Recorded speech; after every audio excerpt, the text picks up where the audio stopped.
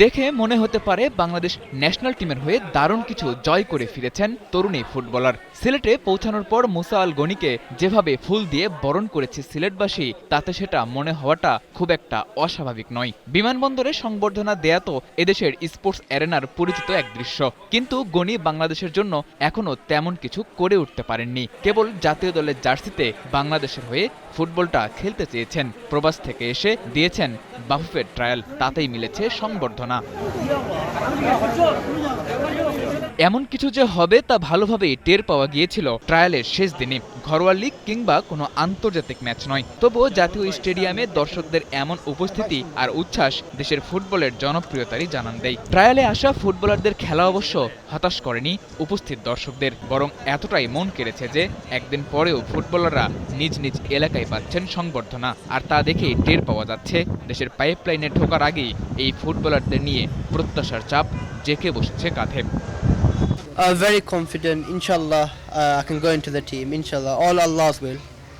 Bangladesh amar gor, London amar gor, সব আমার গর। Very excited, আমার এক belonging আছে, আমি ইসাফুল তনি জকিজন তনি সব আমার আইসন সাপোর্ট দিছেন। সোমবার ট্রায়াল শেষ করে মঙ্গলবার ঢাকা থেকে সিলেটে নিজ নিজ গ্রামে রওনা দেয় ট্রায়ালে অংশ নেওয়া এক ঝাঁক ফুটবলার, যাদের বরণ করতে এয়ারপোর্টে ভিড় করেন স্থানীয়রা। ফুটবলের ক্রেজ বোধহয় একেই বলে, সন্তানদের নিয়ে স্বপ্ন জয়ের পথে অনেকটা এগিয়ে যেতে পেরেছেন বলেই গর্বিত বাবা।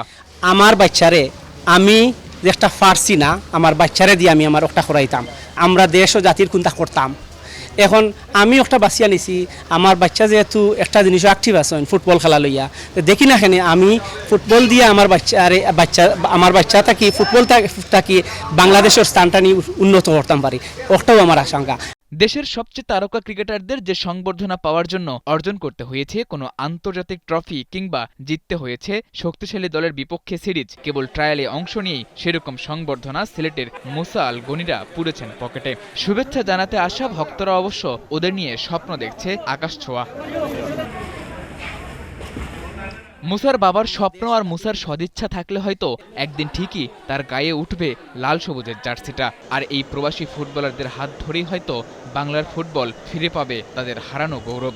গ্লোবাল সুপারস্টার হামজা চৌধুরীর মতো তারাও স্বপ্ন দেখেন লাল সবুজের ফুটবলটাকে বদলে দেয়ার। দেশের ১৬ কোটি মানুষও নিশ্চয়ই সেটাই চাই। সাদাতুর রাফি, ৭১।